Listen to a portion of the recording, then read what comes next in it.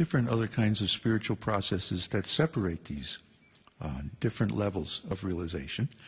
And one has to go through these processes in the order given in the scriptures to attain the actual results.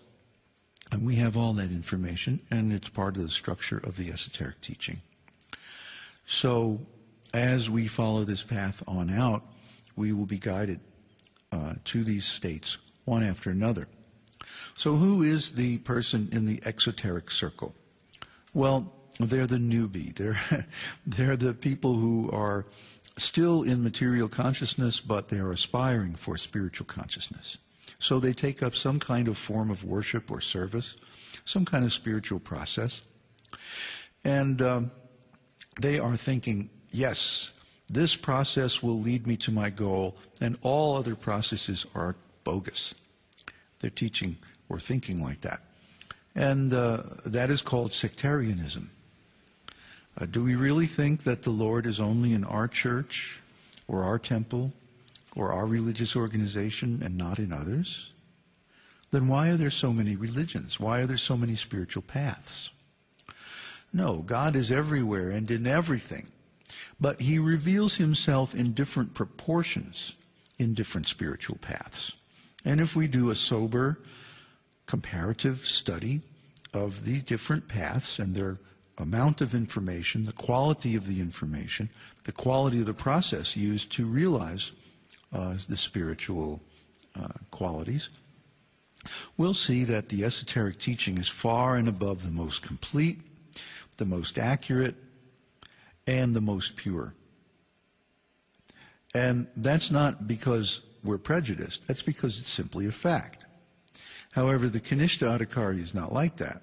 They are typically engaged in a very preliminary stage of spiritual life, yet they have this tremendous chip on their shoulder thinking, well, mine is the best. But they haven't really looked into the others. That's the difference.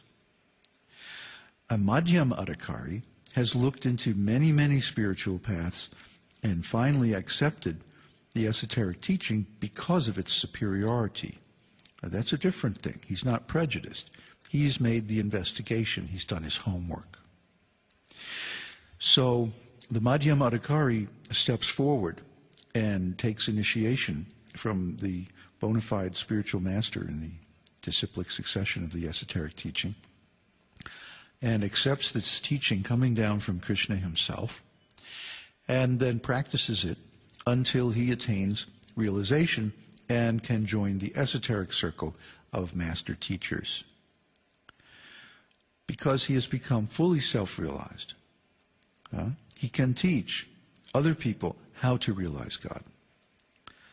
Now, the Kanishta Adhikari, the neophyte in spiritual life, cannot tell who's actually self-realized because he does not know the difference between matter and spirit.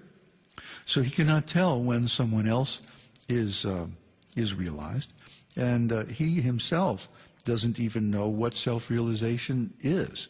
He cannot explain the difference between spirit and matter, and he cannot explain the spiritual path, the mechanism of devotional service, or how it all works. So we do not want to take shelter of a neophyte spiritual teacher because he can only take us as far as he is himself. We want to find an authentic spiritual master, a master teacher of full realization, one who knows God personally, who has a direct personal relationship with God. This is the person who can take us all the way. So we want to search and find out who is in the esoteric circle.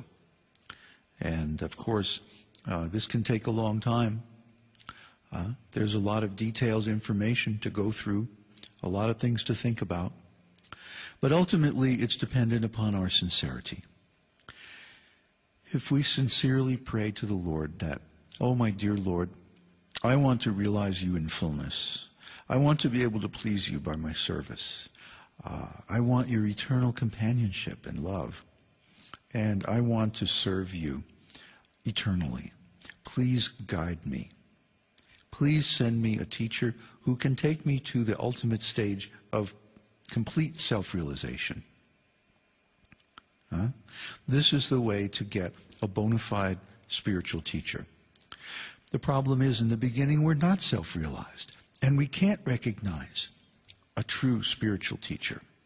We have to rely on the mercy of the Lord. And as we do take shelter of the Lord more and more, then He will arrange everything.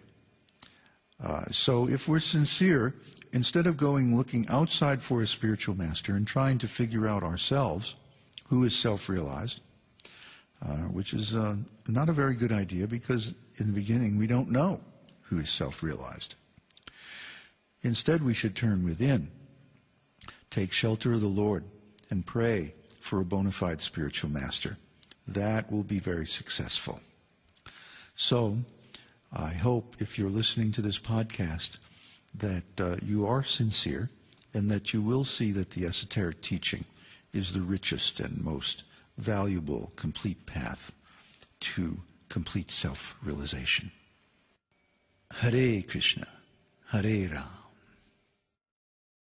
Om Purnamadaha Purnamidam Purnat Purnamudachyate Purnasya Purnamadaya Purnameva Vashishyate.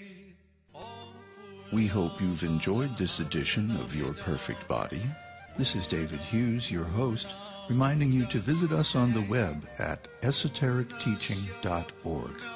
Your feedback is important to us. For questions, comments, or to join our mailing list, email yourperfectbody@esotericteaching.org.